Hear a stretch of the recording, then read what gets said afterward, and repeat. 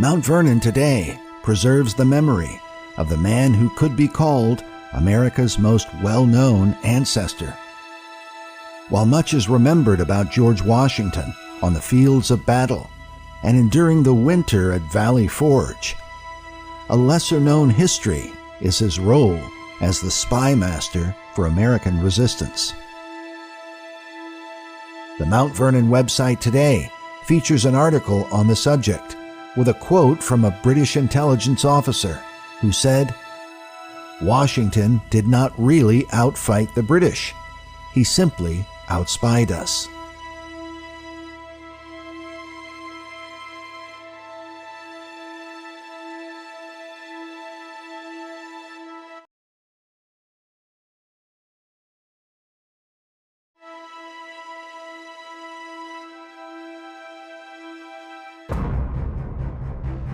Perhaps the most controversial topic in modern America is the hidden activity of what is commonly called the deep state in our political system.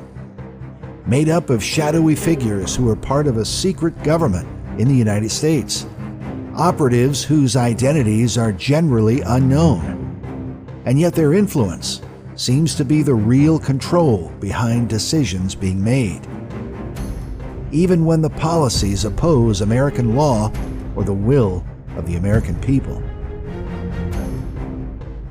The deceptions of the deep state have compelled many Americans to investigate and to wonder, what will the end result of these things be? Is America headed for a time of tyranny?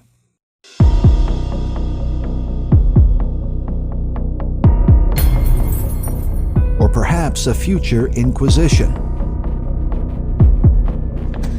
Police department! Third floor! Open the door!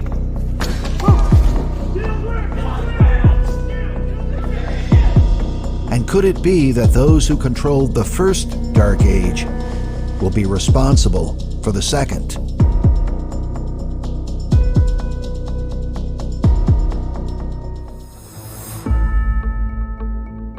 In 2014, the Boston Globe published an article with the headline, "Vote All You Want, the Secret Government Won't Change." The article focused on the book, National Security and Double Government, by Professor Michael J. Glennon. In it, we are told that the author, quote, catalogs the ways that the defense and national security apparatus is effectively self-governing, with virtually no accountability, transparency, or checks and balances of any kind. Glennon himself is a professor of law at Tufts University and has worked as legal counsel for a variety of congressional committees and the State Department. His book is based on his own experience. Here he explains his views on what he means by double government. We have developed a bifurcated set of institutions. One set for public show and a second set that operates behind the scenes in the realm of national security. And I underscore that. I'm talking about in the realm of national security. The public institutions of the presidency, the Congress, and the courts, what I call the Madisonian institution, which the people in this country believe run, define, manage American national security policy. But in fact, that policy is managed behind the scenes by a network of several hundred managers. The people believe that the Madisonian institutions are in charge, but it is in fact the so-called Trumanite network, as I call it, that traces back to the Truman administration when the great transfer of power began, that actually call the shots. According to Professor Glennon, the Trumanite network is made up of the CIA, the NSA, the FBI, and to a lesser extent, the State Department. But how did a government designed to be of the people, by the people, and for the people arrive in this condition? And who is controlling this secret network operating behind the scenes? Perhaps the chief clue is found in the fact that the spies for the Central Intelligence Agency are said to be trained at the Jesuits' Georgetown University in Washington, D.C.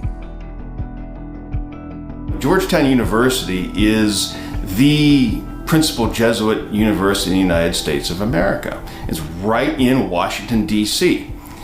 And of course, there are a lot of very powerful people, very well-known people, people that are high in American government that have been students at Georgetown University. One of the ones that, of course, comes to mind immediately is Bill Clinton. There is a book from 1996 called First in His Class by David Moranis, a biography of Bill Clinton. And it tells about a 24-year-old Jesuit who wasn't yet ordained a priest, but he was teaching an introductory philosophy course, and Clinton was in it. And in it, he talked about three kinds of people. People who see everything as black and white. Then there's the second kind of people who see everything as unclear. And the third is the people called the analogical, who see clarity within complexity. So it's kind of this in-between thing. And he saw this in Bill Clinton. And remember, Jesuits are always looking for more Jesuits. They're looking for people who think like a Jesuit. So you got to hear this. He saw an analogical mind at work in the essays of 18-year-old Bill Clinton. One day after class, Hentz invited Clinton out for dinner. And as they sat across from each other in a booth, Hentz sipping a beer, Clinton engulfing a hamburger, the teacher began making a sales pitch for the Jesuit order. He talked about how Jesuits got an exemption from the Pope to be active in politics, retelling his favorite joke, that Jesuits say the missing line in creation is, then God created politics and saw that politics is good. I think you should seriously consider becoming a Jesuit, he said to Clinton. I've been impressed with your papers. The Jesuit who met with Clinton was the Reverend Otto Hentz, a theology professor at Georgetown for more than 40 years. He is shown here interviewing Bill Clinton in 2015. What does going to Georgetown mean to you? I was here with fascinating people. I was here at a fascinating time,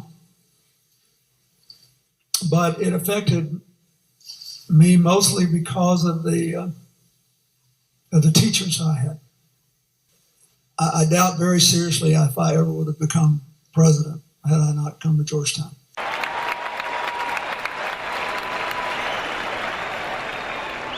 He became aligned with globalists and set up. They literally set him up. So then do you believe that Bill Clinton's path into globalism was through the Jesuit order? Oh, yes. Here, listen to this. In 2000, September 26th, I accidentally stumbled on the pages sitting live at the government printing office online. I don't know if you can still do that or not, but I was happy to find it. This is from a speech, okay?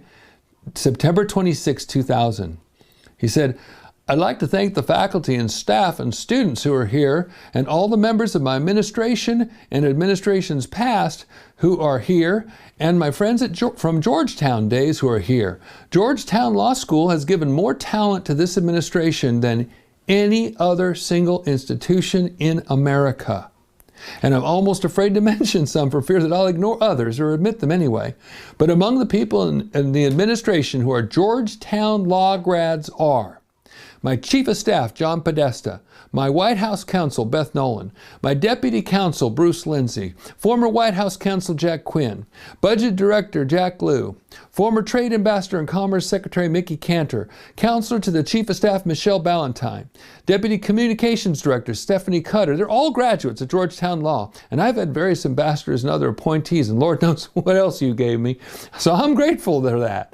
It's also quite interesting to me that Beth Nolan's assistant, Ben Adams, and my personal aide, Doug Band, are also actually working full-time at the White House. Later on, he says, I also want to credit one other person for the remarkable fidelity Georgetown students and Georgetown lawyers have had to public service over the years, my freshman philosophy teacher, Father Otto Hentz. So he has this major indebtedness to the Jesuit order. It is worth noting that Clinton graduated from Georgetown's Walsh School of Foreign Service, named after Edmund Walsh, a well-known Jesuit priest who founded the School of Foreign Service back in 1919 after the First World War. He is shown here with General Douglas MacArthur during World War II. Walsh was also known as an anti-communist and was called Joe McCarthy's Jesuit, since it was he who is said to have manipulated the McCarthy campaign against communism in the United States. One communist on the faculty of one university is one communist too many.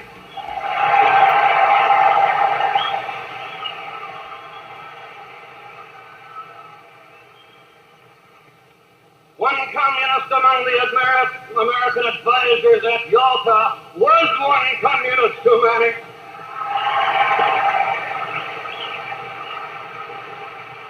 And even if there were only one communist in the State Department, even if there were only one communist in the State Department, there could still be one communist too many.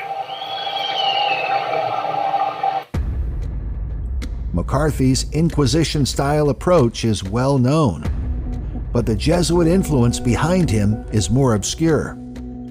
McCarthy was Jesuit educated at Marquette University. His famous meeting with Walsh in January of 1950 at the Colony Restaurant in Washington, D.C. is said to be the birth of McCarthyism. But what was the real purpose of Edmund Walsh, considering that his fellow Jesuits helped to create communism back in the 19th century? Is it possible that Walsh used McCarthy for the purpose of controlled opposition? In the book, America, the Last Best Hope, conservative author William Bennett gives his analysis of the damaging influence of the McCarthy movement.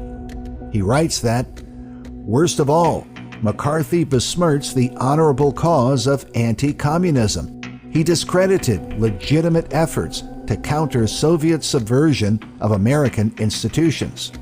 From this point on, it would only be necessary for disloyal people or groups to yell McCarthyism to distract public attention from real problems. The Walsh School of Foreign Service continues to educate world leaders in the same globalist tradition begun by Edmund Walsh and continued through men like Bill Clinton. There is no longer a clear division between what is foreign and what is domestic. The world economy, the world environment, the world AIDS crisis, the world arms race, they affect us all. Today, as an old order passes, the new world is more free but less stable. Communism's collapse has called forth old animosities and new dangers. Clearly, America must continue to lead the world we did so much to make. Bill Clinton was a student at Georgetown University. He's a graduate of Georgetown University. And again, there are many others. And I mean, the fact that they've got that Jesuit school right in the nation's capital, that's not an accident. That's something that is done intentionally. And of course, they train many, many people. The city of Georgetown itself is often seen as a city of spies, due to the fact that many of the CIA's intelligence agents had lived there, along with spies from governments around the world. Georgetown University is the Jesuit headquarters in the United States, featuring a statue of the order's founder, Ignatius Loyola. Nearby is another statue of the university's founder, John Carroll. John Carroll was the first Catholic bishop of the American hierarchy. Beforehand, Catholic bishops were forbidden on American soil due to their history of subversive activities in Protestant countries. Samuel Adams wrote about this in his famous work, The Rights of the Colonists, 1772. In examining the teachings of John Locke on the subject of toleration, he said the following: "Toleration ought to be extended to all whose doctrines are not subversive of society. Excluded from such toleration are those who teach doctrines subversive of the civil government under which they live. The Roman Catholics or Papists are excluded by reason of such doctrines as these, that princes excommunicated may be deposed, and those that they call heretics may be destroyed without mercy. Besides their recognizing the Pope in so absolute a manner, in subversion of government, by introducing imperium in imperio, leading directly to the worst anarchy and confusion, civil discord, war, and bloodshed."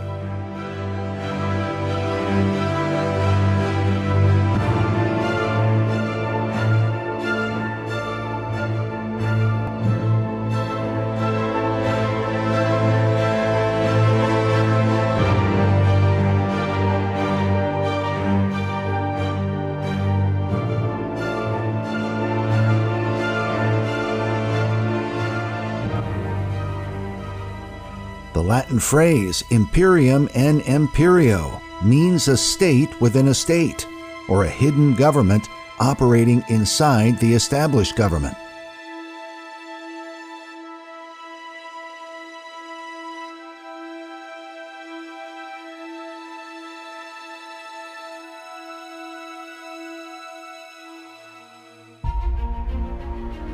Before he signed the Declaration of Independence, Sam Adams declared, "This day, I trust, the reign of political Protestantism will commence."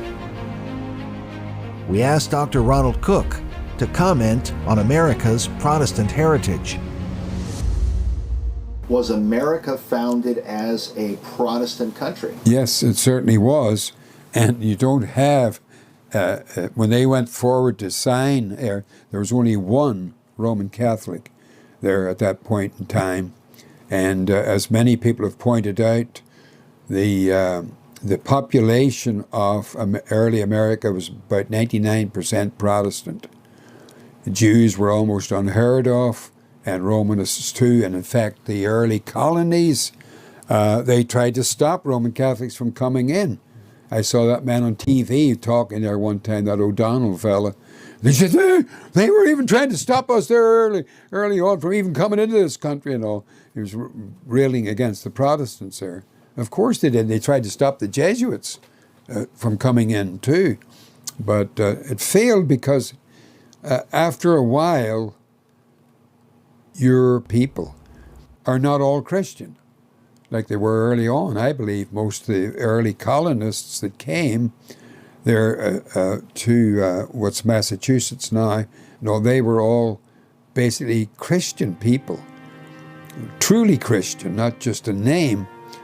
But as more people came, then you get people that are not. But the thing is, you have to, if you're a true believer, I believe, you have to contend earnestly for the faith once and for all, delivered not to the professors, not to the ministers, not to the teachers, but to the saints, the ordinary, everyday Christian. If he's a true believer, he must be a contender. Otherwise, he doesn't truly believe. If you believe in something, you're going to contend for it. Otherwise, you don't really count it as that important. And that's what happened.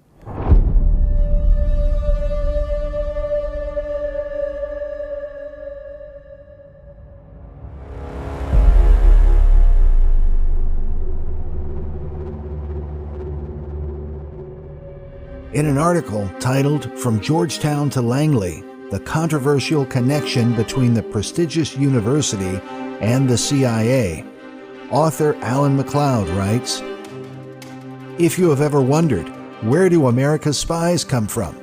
The answer is quite possibly the Walsh School of Foreign Service at Georgetown University. The school provides the backbone for the Central Intelligence Agency, Department of Defense, State Department, and other organs of the national security state. With more than 24 ex-CIA officials among its teaching staff, the school tailors its courses towards producing the next generation of analysts, assassins, coup plotters, and economic hitmen. To this day, the national security state is filled with Georgetown graduates. This includes no less than 5 former CIA directors.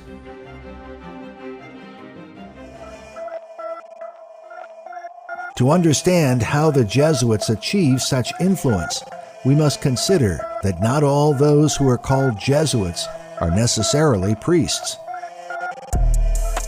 Many Jesuits operate in secret and often appear in a variety of professions in society. Do all Jesuits appear to be priests? Not at all. In fact, only a certain number end up as priests. There's so many filtration systems on the way to becoming a priest. Many of them are coadjutors, formed coadjutors. That's a type 2 class, second class. And that means they can either be spiritual coadjutors, which means they can hear confessions, but they can't go a whole lot beyond that. There's some things they can do, but most they cannot. And then there's the temporal coadjutors, and those are the ones you got to watch out for. They may be your janitor. They may be a librarian, college professor, public relations, any number of things. No SJ, nothing to tell you that they're actually Jesuits, but they're full Jesuits, just not priests. I guess you can be educated by the Jesuits and consider yourself more or less a lay Jesuit. A man wrote to me, and he said his mother was a lay Jesuit, and he mentioned other people, like I'm a lay member of a church, where you wouldn't be the clergyman in the church, but you would be a member of it.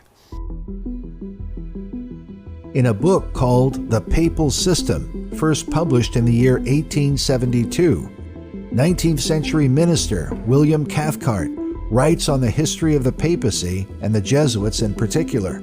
He says, a Jesuit might be a leading Protestant, a prominent politician, the wife of a cabinet officer, a servant in a family.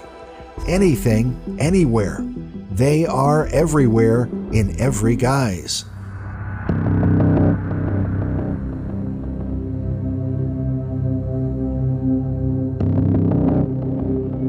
Such claims about the secret spies and operatives of the order are not unique. Even John Adams, who often warned of Jesuit intrigues, in a letter to Thomas Jefferson, wrote the following. He said, I do not like the late resurrection of the Jesuits. They have a general now in Russia, in correspondence with the Jesuits in the U.S., who are more numerous than everybody knows. Shall we not have swarms of them here, in the shape of printers, editors, writers, schoolmasters, etc.? If ever a congregation of men could merit eternal perdition, on earth and in hell, it is this company of Loyola.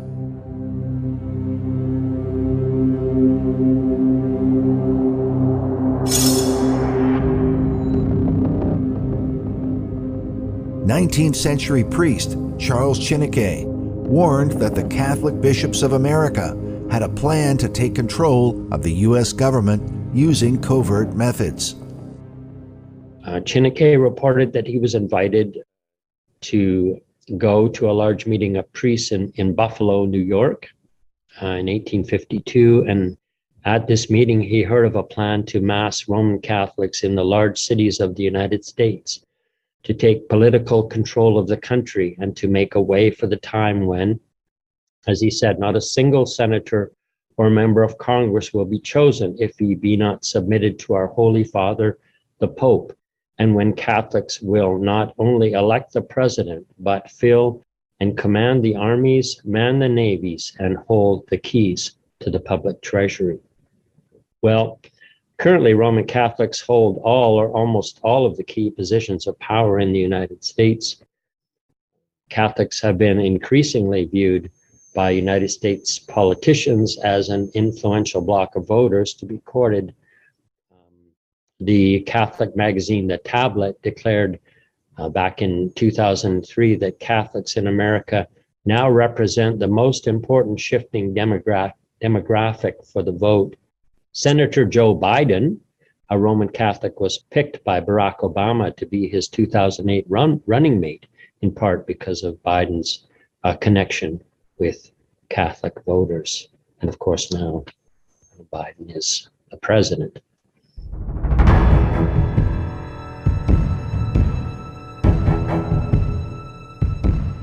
To understand how Rome and the Jesuits gained the upper hand in the American deep state, we must study the foundations of the CIA and how the American intelligence system was established during the Second World War.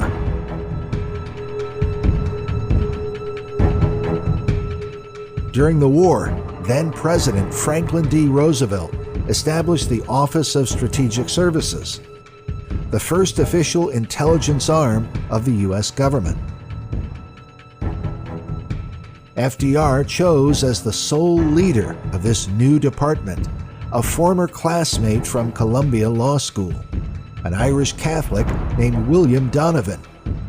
Donovan was also known as Wild Bill because of his exploits during World War I. He was given complete authority over the new spy network proposed by the president. Furthermore, Donovan was answerable to no one but FDR. Former Special Forces operator Dino Garner writes that books have been written about Donovan's exploits, a heroic warfighter and the architect and driving force behind the OSS. What those books don't share is that Donovan was a well-trained Irish Jesuit who played dirty at nearly every turn.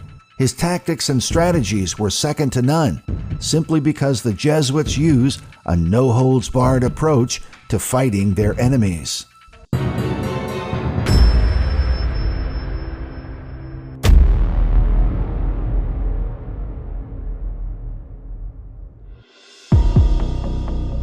Garner goes on to say, the guys who wrote Donovan's field manuals were also high-ranking Jesuits who'd been trained in the art of warfare.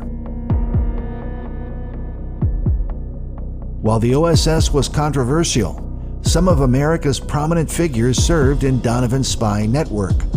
Perhaps most interesting was Julia Child, the woman made famous for her dynamic cooking show. Yet those who watched her were largely unaware that during the war, she worked as a spy for Donovan and the OSS. With her were men like Catholic film director John Ford, who was famous for his many productions with American icon John Wayne. Ford also served in the OSS. He even created training films for Donovan, including this one, where he appears as an OSS officer. Now, we'll give you all the dope you require about this El Porto area, but just don't read it. Absorb it. Okay, if you want to waste time. But I tell you, I know El Porto like a book.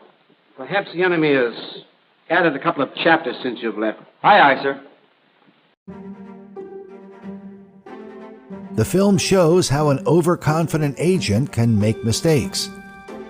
It was just one of many projects Ford produced for the OSS, and shows the connection between the intelligence community and the entertainment industry from the beginning. Other notable agents were men like actor Sterling Hayden, Chicago White Sox player Mo Berg, the historian Arthur Schlesinger Jr., and even Henry Ringling North of the Ringling Brothers circus fame. The relationship between Hollywood and the CIA has continued since the time of Donovan, having influenced countless films, as shown by the documentary